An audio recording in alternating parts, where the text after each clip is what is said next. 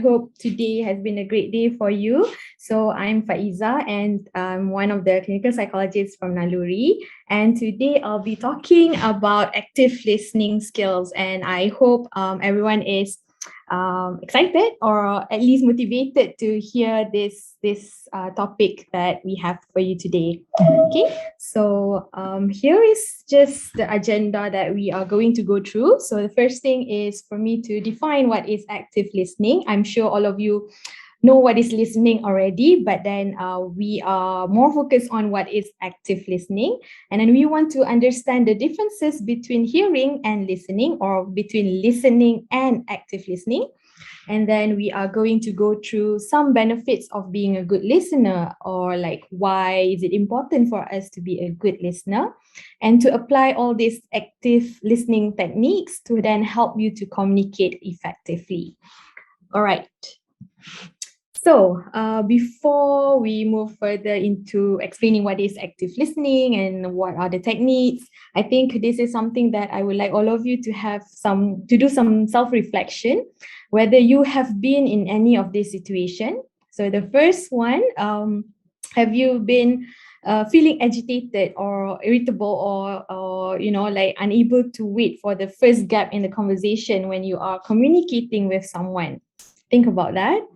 Right. The second one is, was there any time where you can't wait to put across your own thoughts, your own feelings, and to actually provide your advice in that situation when someone is talking to you? And the third one, whether you have interjected with your own story because the person is actually sharing something similar with you, and then you want to share your stories, right? So reflect on this and think about like how there are situations where I myself guilty of this, right? We tend to want to put across our thoughts, put across our stories, and provide advice without actually listening to the whole story that the person that we are communicating with has shared. Okay. Now, what exactly is active listening, right?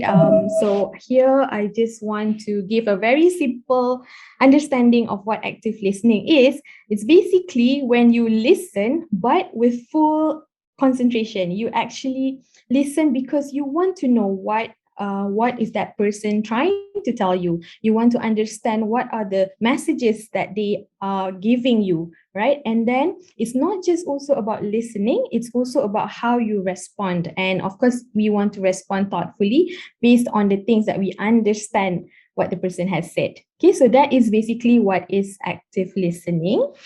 And then if we were to look at the differences, right? So the differences between hearing and listening.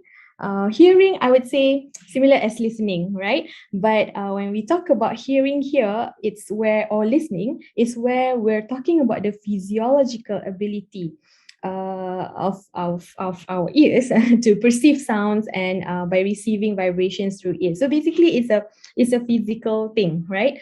And it's effortless, it's passive. You don't really have to pay attention to it. You don't really have to make an effort to actually hear or listen.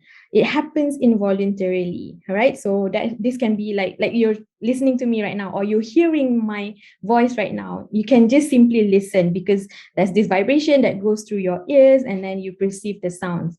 But when we talk about listening, or active listening specifically, this is where we are using all our mental effort. Okay, maybe not all, but then our mental effort to really hear what is being said, right? We put the intention to understand what is this person is saying, what is the meaning, and we are doing this on purpose. We are actively doing this. We are voluntarily listening. Okay, so if say you want to check whether you are active listening right now or just hearing, is when you ask yourself, can I tell the difference now between hearing and listening, right? So if you can, that means you have been actively listening, at least to up until now. Okay. All right, so moving on, I think what's the benefits it's important to discuss about the benefits of being a good listener, because not everyone is a good listener, or not everyone thinks that it's important to listen. Some think that it's more important to actually speak, right? But truth is, like, if we look at research, right, communication, there's a lot of things happening, right? Listening is actually like the biggest part of it. So in our communication, listening is the biggest part, but then effective listening is very little.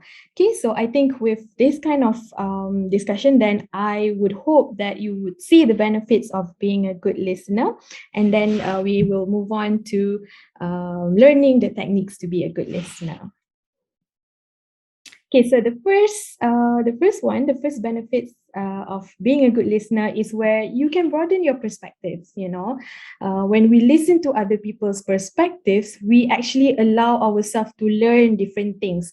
We teach ourselves to look at things in a different perspective. And of course, number one main reason is also for us to avoid misunderstanding and avoid to jump to conclusion, because when we speak, sometimes when we are listening, we are quick to jump into conclusion and probably like fix the situation and finding solution or giving advices, right? So by listening, by active listening, we actually like, wait, what's your perspective? I want to know, what's your perspective? How do you see these things? Right? And that's where we would be able to then broaden our perspective. Okay, and this one is the second one that I find very, very important. It's because when you talk to someone, right, how do you want to know whether that person is actually listening or not? How do you want to know whether you would want to actually talk more or not? It's basically, the benefits would be in building trust and better relationship. So when people are more likely to trust you, they will feel more comfortable in engaging with you. Then they would be able to talk more openly. And especially when there's no judgment, when there's no disruption. So then talking to you would make it more engaging and more trustworthy. Then people would then be able to share more with you, and you'll be able to have a better conversation, right? But if, say, that person is not listening, and you can see that they're not listening, then the trust is not going to be there. And when the trust not going to be there, then you yourself won't be able to share more, or you wouldn't be wanting to share more. Okay. And then the third benefit of active listening is where you can grasp new and important information, right? So for example, like this talk, right? So if you were to actively listen to what is being discussed, then maybe there are new things that you've not heard before, or maybe you're not sure, right? And you would then be able to grab all these important informations. But if you're just hearing, then those things would not be captured by your mind, and then you will not be able to remember. Okay, and I think like having to really listen, especially when you actually need to transfer this information to others, is very important, right? And when we do active listening, it's where our mental effort is put into understanding what is the information being said, and that needs to be done actively. Yeah. Right. Moving forward, gaining more clarity for problem solving. Okay. So here again, as I said in the previous slide, we are quick to give solution. We want to help that person, or we want to provide a solution, right? And so when people come to you and tell you stuff, you listen, but then you are quick to say, oh, why don't you do this? Why don't you do that? Right? We want to give advices. So actually, when we listen, we would then understand better about the situation that they're in, right? And when we understand better, we have more clarity. That's when you would actually provide a better problem solving solution, okay? Because you uncover the things that the problem that they're facing, for example, or the things that they want help from you, right? But if we don't listen actively, it's hard to do that, because then we're just again going to jump into conclusion. Okay, and I think this is another important thing also, why we want to actively listen. Sometimes, the person that is talking to you really need help, for example, or really need someone to talk to, right? And when you actively listen to this person, then you would then create a safe space for this person to actually unpack whatever story that they have, whatever concern that they have, whatever problem, or maybe even solutions and ideas, right? But sometimes when active listening is not happening, that's where it's difficult for a person to actually share with you, right? So all these are interrelated, the benefits are interrelated, but those are the benefits that I think is very, very important for us to think about, like, why do I even want to listen actively? Okay. All right. So I am going to move to the technical part, right? So here is, we want to check, be a good listener, right? Like, you want to see whether you are a good listener or not. So let's learn some active listening techniques, right? So then we would have a better communication skills. Okay. Oops. All right. So the first one is body language. And I think this is important to share, although I understand that some of us might be working from home, right? And some of us have more of virtual meetings, virtual meetups and whatnot. But it's important to learn about this body language, to show that you are actively listening. So here, the acronym is SOLER, right? S for square. Square is where you want to sit up straight. You want to be in a position where you are showing that you are wanting to listen. You're not slouching, for example, because when someone is actually talking to you and you're like so relaxed and slouching, like, it's not indicating that you want to listen. It might not indicate that you want to listen. And the second one is open, right? So sometimes when we talk to someone and that someone is like closing up themselves, right? Or they are not actually giving portraying that they are open to listen, then that may not be a good way for that person to know that, oh, he wants to listen or she wants to listen. Okay. Lean forward. So when you are talking to someone, even if it's virtually, right, you would want to lean forward a little bit to kind of show that you are listening.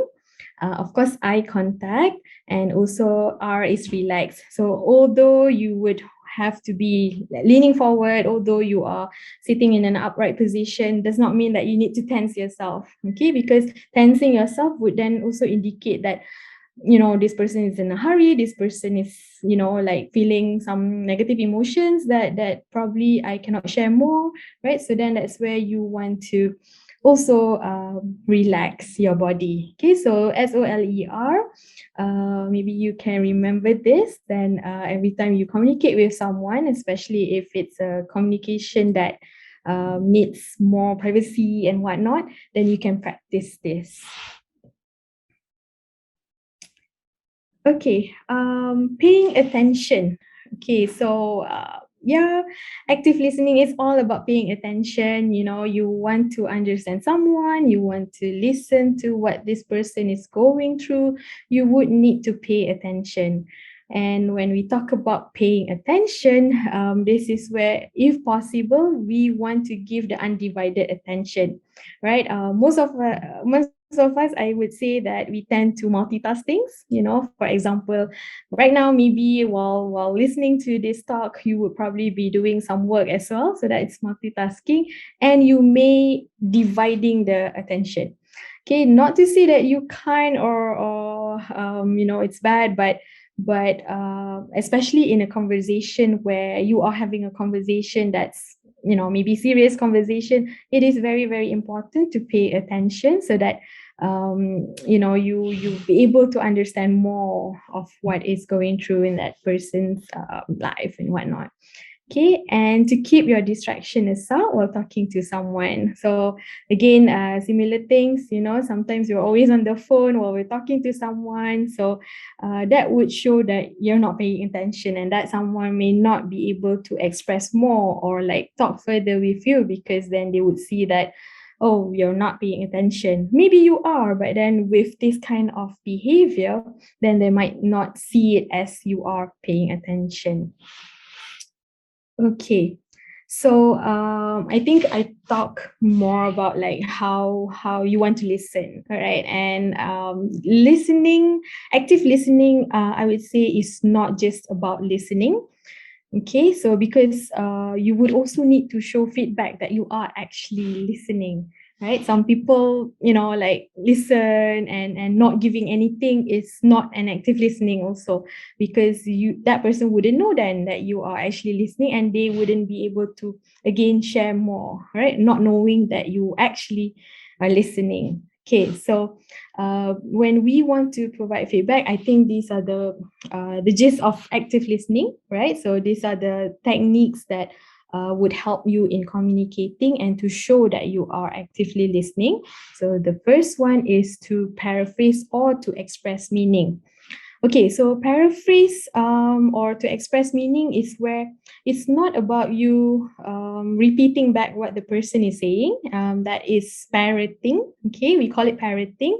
It's more of like you understand now that you have listened to this person, you understand where this person is coming from, you understand the meaning of what is being said, and then you want to understand whether am I getting it correctly. Okay, so then you paraphrase in your own words, you give it back. So, for example, you say things like, if I'm hearing you correctly, so, you are experiencing this and that, and this makes you feel, bad about the situation, for example, right? So when you do that, then the speaker would then continue on with the conversation and you would get more information because the trust is built.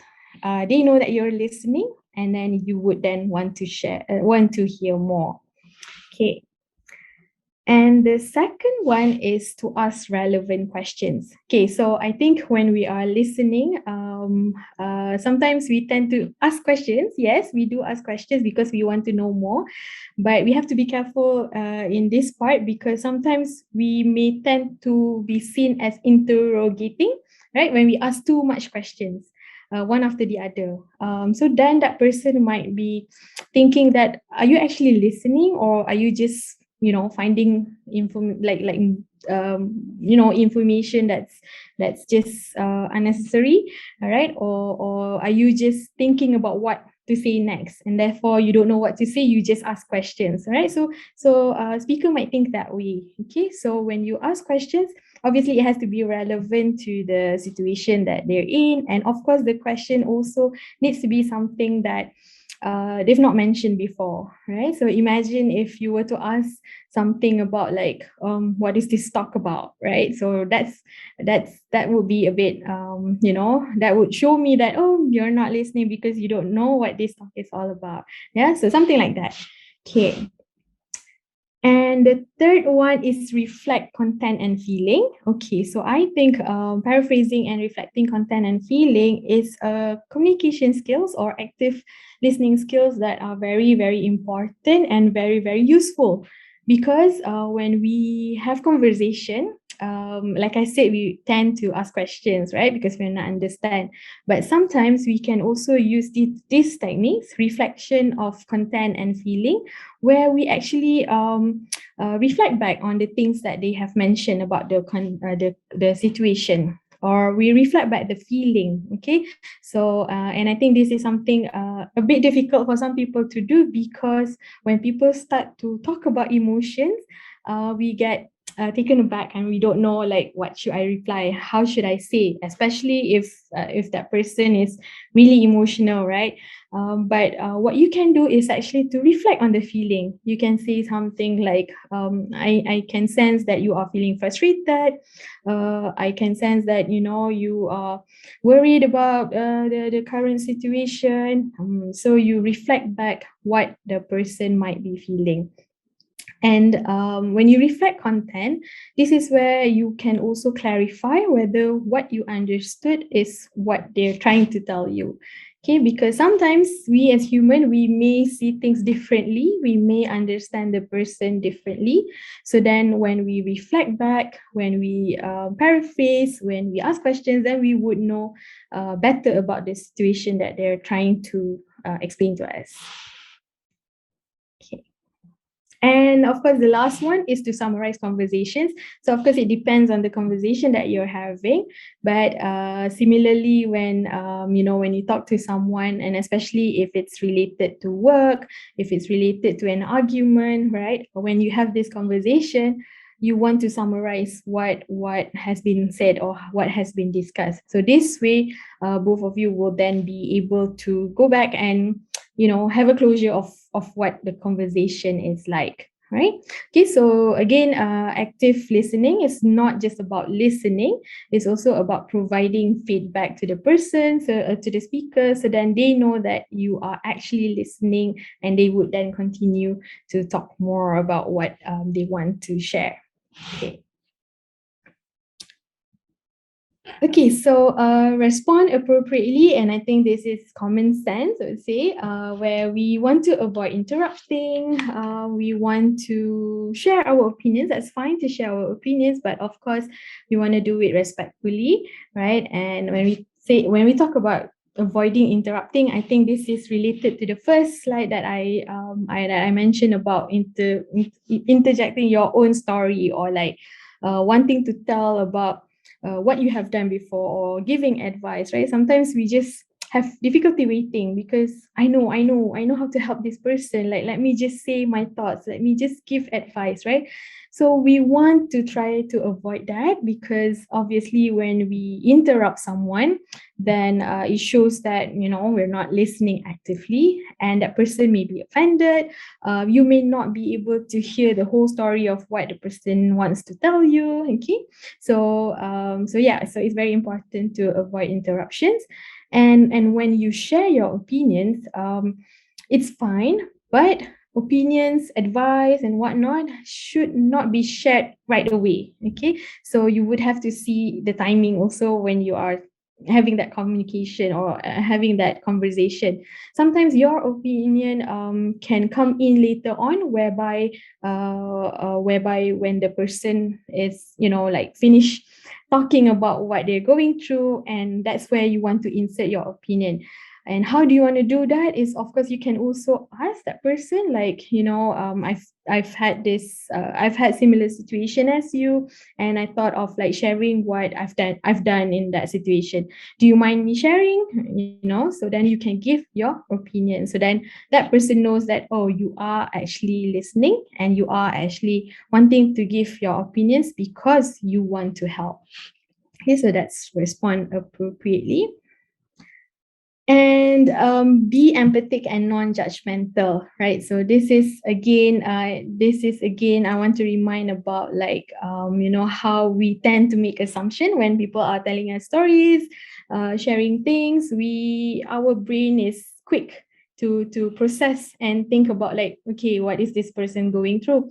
Why is this person telling me this? And so on, right? So we assume things. Okay, so when we do that, we tend to be judgmental because we already have that assumption in us, right? And when we already have that assumption in us, whatever that we say sometimes can be in a direction that is related to us rather than that person. Okay, so that's where we want to be empathic. We want to understand what the person is going through, for example, or what the person wants to say. And we also want to demonstrate that we acknowledge their stories. If if say it's something that related to asking for help or needing help, then that's where you want to be compassionate as well, and how you want to actually genuinely understand and provide the support that they need. Okay, so that is being empathic and non-judgmental. Okay, so the last part that I want to share today is on the barriers of active listening. So it's understandable that sometimes we can't, like actively listen to someone for a very long time, right? Even myself as a therapist, like in a day, I can probably take up to 4 to 5 clients only, because active listening needs your mental capacity, your mental effort to actually really listen and understand when someone's talking. But of course, there are barriers to active listening, and why it's important to know these barriers is because then you would be more aware of yourself, and when you're aware of yourself, then you can pull back yourself to being mindful and to actually actively listen to another person. Okay, so some barriers that's very common is daydreaming, thinking about solution. So you're processing in your mind, like, what should I say next? What do I do? What do I say?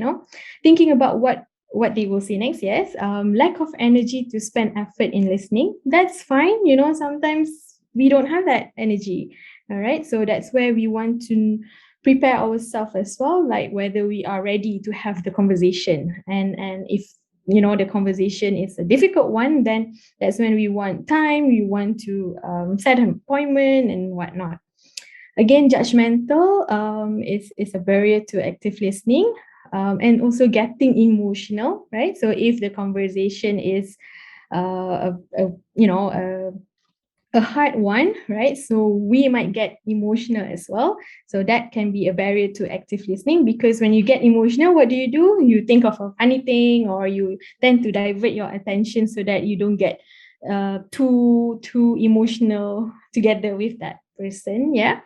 And sometimes also because of different beliefs and values. So if you don't have the same beliefs and that person is saying things that is not connected to you, then that's where sometimes we tend to block ourselves, and we are not doing this active listening technique. Okay, so these are some of the barriers to active listening. So to end this, I found this quote which I think is true, and I really like it. Which is, listening is an art that requires attention over talent, spirit over ego, and others over self. Okay, and this is by Dean Jackson. He is an author.